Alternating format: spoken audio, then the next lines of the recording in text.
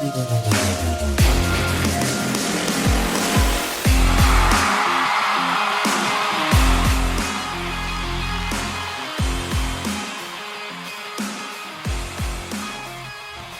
right, Colts Nation, we are less than 1 week away this Thursday from this NFL draft, which means all the speculation about our quarterback and our future players is going to shift into speculation about the future of this team in terms of what we're actually going to do on Sunday, which for me is going to be an incredibly exciting transition, if you will. I mean, it's not that I don't love draft season, but I feel like I've just been waiting so long to get the answers to this question. And I'm just ready to know the answer and go from there. And I feel that leading up to this draft, we've speculated so much about the quarterback position, and rightfully so, that in some ways we've neglected meaningful discussion about anything not named the number 4 overall pick in the NFL draft. And now that's not to say that there's been no talk about it at all on Colts YouTube. After all, there are people uploading a bit more frequently than me, and Bring the Juice, and Horseshoe Huddle, Common Colt Podcast, etc., etc. But I suppose when I look at my own platform, I do feel that as we've gotten closer to the draft, I have left out talk about things that aren't the quarterback position. So that does lead me to today's episode, which, as you can tell by the title, is about our wide receiver room, and more specifically, whether or not we should be investing an early pick into this position in the draft. And I think what makes this discussion so interesting is that while we do acknowledge that, one, we like the guys that we have, right? Pittman, Pierce, young guys, strong guys, talented guys have given us a lot of good reps on Sunday. I'd imagine if I polled you, the listeners, and I asked, do you like Michael Pittman? Do you like Alec Pierce? Overwhelmingly, at least 3/4 of the people would say, yes, we love these guys. But despite that being true, we also acknowledge that, two, we all feel like we're missing something in the wide receiver room. Like there's a little something to be desired there, or it leaves a little something to be desired. So I want to try to figure out whether or not drafting a wide receiver early this Thursday is the best course of action for the Colts as we look into this upcoming 2023-2024 season, or if maybe it's just not practical, right? And in the case that we do end up doing that, I then want to talk about the practical fits, guys that I think could fit in with what we currently have in place. My answers to that, by the way, are nothing particularly groundbreaking. If you go and look at a list of wide receiver rankings by Pro Football Focus, you're going to see all the names I'm stating here. But, I suppose this is through a Colts view, and that's what makes it unique. But before I get into that, for those of you who have never been here before, what's up? How you doing? My name is Justin. I'm a Colts fan that resides in Long Island, New York. You're listening to the Riding the Bench Colts cast. I do have one favor of you while you're listening to this, or maybe already. If at any point during this video you're enjoying this, please just shoot the video a like. I'd be incredibly grateful. Helps me get out to more people. I do have aspirations of becoming a monster player in the Colts community. And with that, if you want to follow my journey as to talking about the Colts forever, for the rest of time, then subscribing would also be greatly appreciated. But of course, I am just here for your entertainment. Feel no pressure. If you're not going to subscribe, you're still welcome to stick around, of course. I'm here for you. So with that, why don't we get into the episode? And for starters, I want to know, when it comes to the wide receiver room, when it comes to this draft, what do you think? Do you want the Colts to draft a receiver early? Are you looking in the trade market? Because, in my opinion, here's what's happened with us so far, is that we've taken Paris Campbell, we've let him go to the Giants, right? And we've essentially downgraded to Isaiah McKenzie in that slot position. Now, is that biased? Potentially, probably. I'm not going to sit here and not admit my flaws as a Colts fan and my bias towards our guys. I'm sure I'll see Isaiah McKenzie play, and he'll give 1 or 2 or 3 good games, and I'll talk about him the same way I spoke about Paris Campbell. But for now, where I'm at is that we've downgraded a receiver room that we already thought was ever so slightly lacking. Even if we liked those guys, we felt something was missing, right? And now the Colts are in a spot, for anyone who's not keeping count, where we have not had a first-round pick in 4 of the past 5 seasons. And then if you count this season with a first-round pick that just seems destined to be a quarterback, you could almost say we don't have this one this year, in the sense that we don't have flexibility to address things on our team, right? We just know the first-round pick and where it's going. And of those seasons, 3 second-round picks on receivers, right? We got Alec Pierce, we got Michael Pittman, and then we got Paris Campbell. So we have spent no lack of draft capital on this position, right? Do you agree with me there? And I suppose when I look at the needs of this roster, obviously we have quarterback. I'm assuming that we draft one at number 4, as I said, but we also have the secondary, specifically cornerback, the pass rush, the offensive line underperformed last year, right? We probably want something in the interior offensive line to bolster up our running game, pass protection. I do wonder when I look at these positional groups and say, what do we need? Where exactly does wide receiver stack up?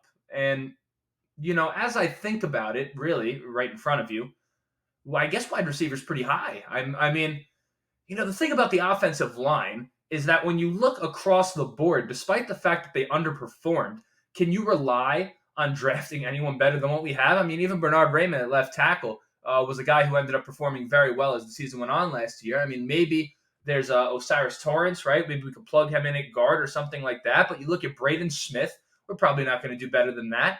Ryan Kelly the same, Quentin Nelson the same. So offensive line maybe, but I guess wide receiver is the one, right? But then you have to think, if we're drafting a quarterback in round 1, now we're looking at round 2.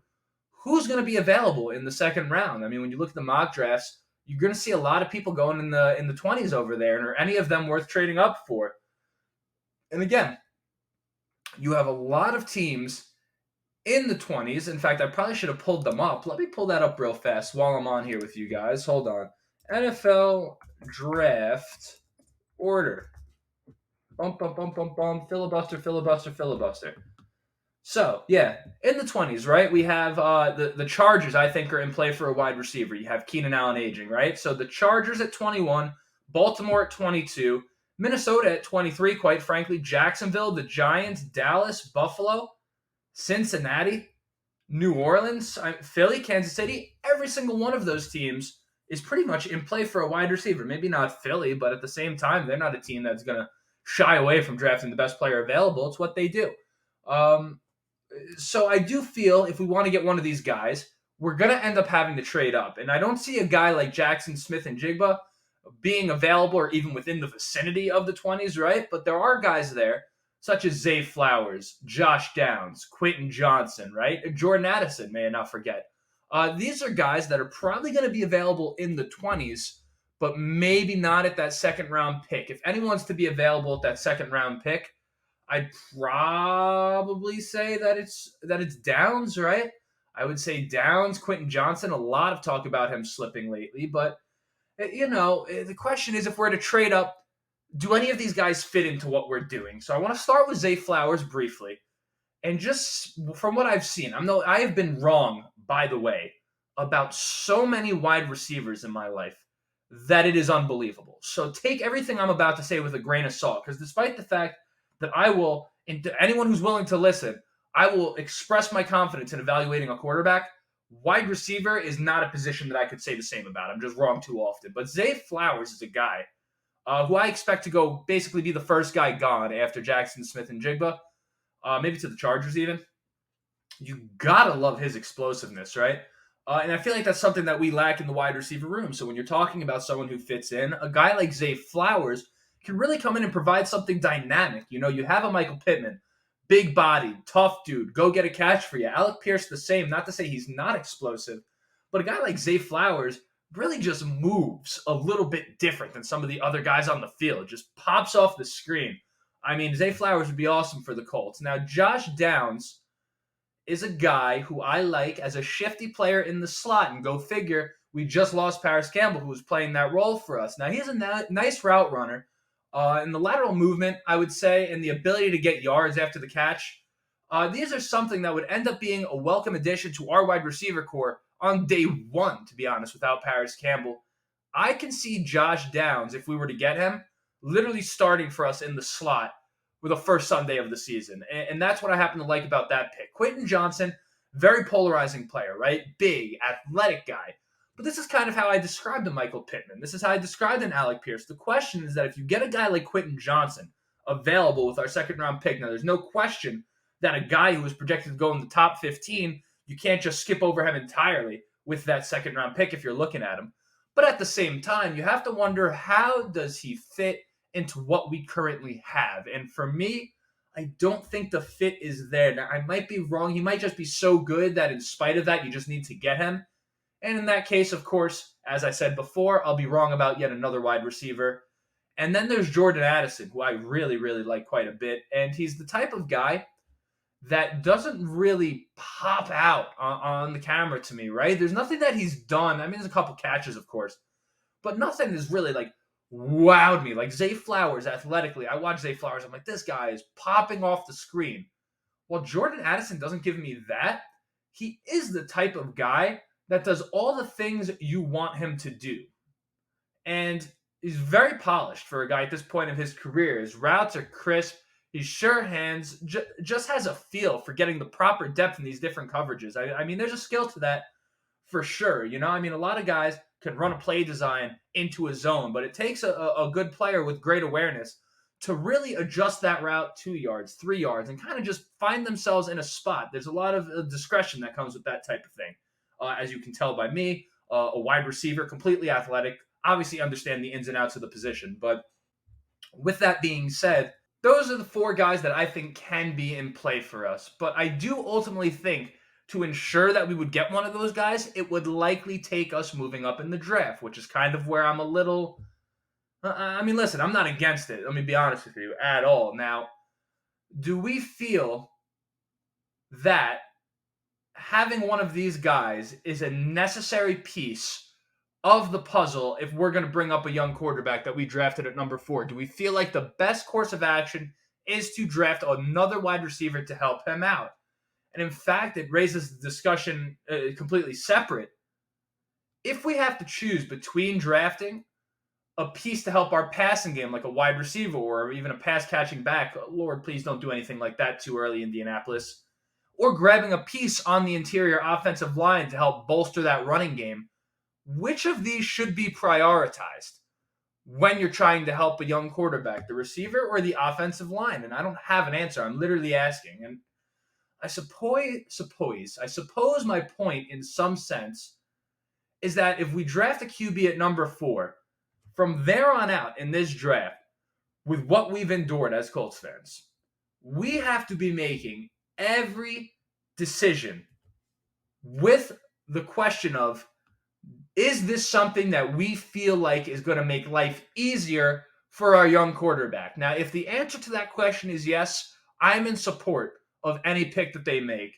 And I personally would love if we gave up our second-round pick and maybe another pick or one of these tradable assets. I hate to throw guys like Kenny Moore and Ryan Kelly in there, but, you know, these are guys that, despite the fact that Ballard has says they will be with us next season, we've heard so much of the opposite that I'll believe it when I see it. But if we, let's say, traded up our second-round pick and Kenny Moore to a team that's already very good in the mid to late 20s, and we end up getting a guy like a Jordan Addison, let's say, if he's there, I mean, is that worth it? Is that worth the trade-up? You know, I'm okay with this. But if we want to keep that second-round pick, I do think there's a pretty decent chance that that Josh Downs is there. And in all fairness, as a skill set, he does fit into what we need, which is a slot receiver, which is a shifty guy. I mean, again, I just love the way he's able to get guys on their back foot on these short little like Edelman-type out routes and these flats. I mean, he's very good with the yards after the catch. Josh Downs and Jordan Addison, I suppose, in conclusion, are the 2 guys that I think are, 1, the most practical, and 2, probably fit into what we're doing right now the best. So these are guys I would like to see. Now, it does seem that based off of the consensus amongst scouts, right, and player rankings and people that know more than me, that there is a bit of a fall off after the guys I had mentioned above, right? The Zay Flowers, the Jordan Addison, the Quentin Johnstons, right? The Josh Downs. And of course, you could bring up the kids out of Tennessee, is it Jalen Hyatt, rather, and Cedric Tillman. But it seems like ultimately, if we were to draft anyone past the second round, that we would be looking at exactly who we know is on the roster right now as the guys who are going to be making an impact for us early next season. So I suppose my question for you would be, are you okay with that? Are you okay with Pittman, Isaiah McKenzie, Alec Pierce, those 3 guys leading the way into next season? And if the answer is no, then I think we know the answer, or your answer, to the title of this video. So That right there is an entire episode for me. Let me know what you guys think of it. I kind of felt like I was stumbling through that one a little bit, but it is what it is. We're out here putting out content for the Colts. So of course, if you enjoyed this video right here, please go ahead, shoot a like. That'd be greatly appreciated. And if you haven't already, please subscribe. I mean, again, that's the best way to keep up with my journey. I'll keep getting better with time. Maybe one day I'll have a little bit better of a studio. But for now, you are here listening to the Riding the Bench Colts cast before. It is the cool thing to do. So until next time, I'll probably get one more out, if not before the draft, like in those days right after it, So I'll see you then. Until next time, go Colts.